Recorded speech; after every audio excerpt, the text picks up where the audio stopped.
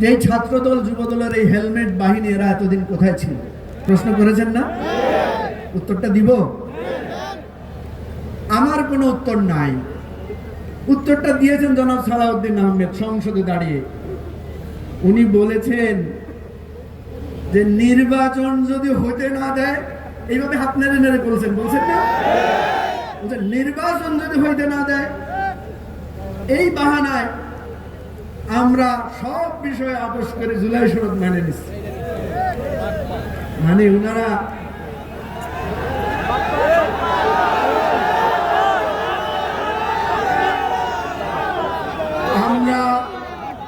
আমরা চিনতাম বিএনপিকে,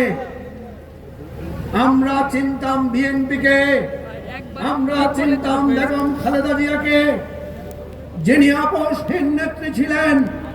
আজকে যেই বিএনপিকে আমরা চিনি, এই বিএনপি আপোষকামী বিএনপি। আমাদের কোনো কথা না, কথা সালাউদ্দিন সাহেব। সব বিষয়ে আপনাদের এই হেলমেট বাহিনীরা আপোষ করে গুপ্ত অবস্থায় ছিলেন তখন। কি জালাল ভাই, প্রশ্নের উত্তর পাইছেন? আপনারা পাইছেন? আজকে তারা বলে অন্যদেরকে গুপ্ত। আপনারা হাসিনা যে ভুল করেছে, আপনারা আবার সেই ভুল করছেন। এখানে দুইজন বড় সেনা অফিসার আছেন, অলি ভাই এবং আখতারুজ্জামান ভাই। আমাদের সেনাবাহিনীতে মানে কি বলে এটাকে, গেরিলা বাহিনী তৈরি করে না?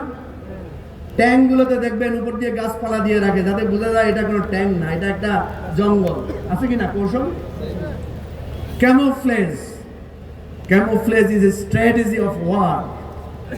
যদি যুদ্ধ করতে আসেন, যদি যুদ্ধ লাগাইতে আসেন, যদি রক্ত ঝরান, যদি আমার ভাইদেরকে হত্যা করার চেষ্টা করেন, আরো হাজার বার লক্ষ বার আমরা গুপ্ত হতে বাধ্য হব।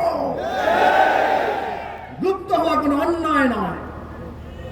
পরিস্থিতির কারণে যদি আপনি অস্ত্র হাতে তুলে নেন, যদি আপনি রক্ত ঝরান, যদি আপনি আবু সাইদ মুগ্ধের মতো মায়ের বুক খালি করার চেষ্টা করেন, সকল কৌশল গ্রহণ করা আমাদের জন্য, সবার জন্য বৈধ।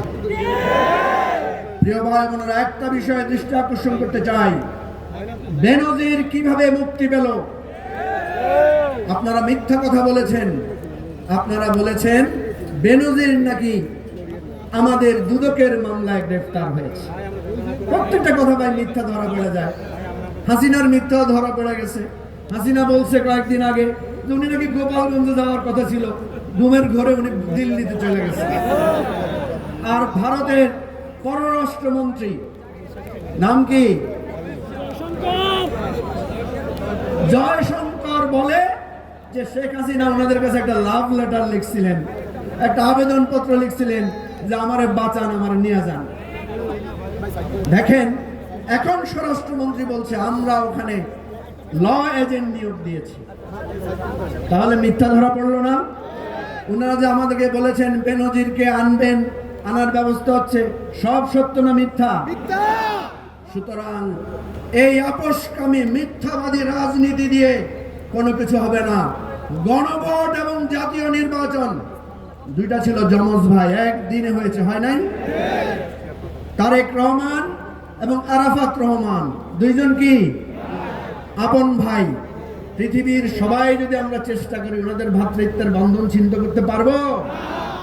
হায় বিএনপি, ক্ষমতায় বসার পর আপনারা জনরায় আর গণভোট দুটোকে বিচ্ছিন্ন করছেন, এর ফলাফল ভালো হবে না।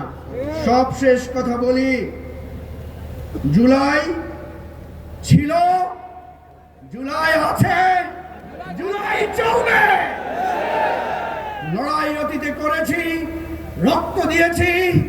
আমাদের মধ্যে যত বিভেদ থাকুক, গণতন্ত্রের জন্য, লাল সবুজের পতাকার জন্য জুলাই আমাদেরকে যুগে যুগে পথ দেখাবে এবং লড়াইয়ের জন্য প্রস্তুত করবে।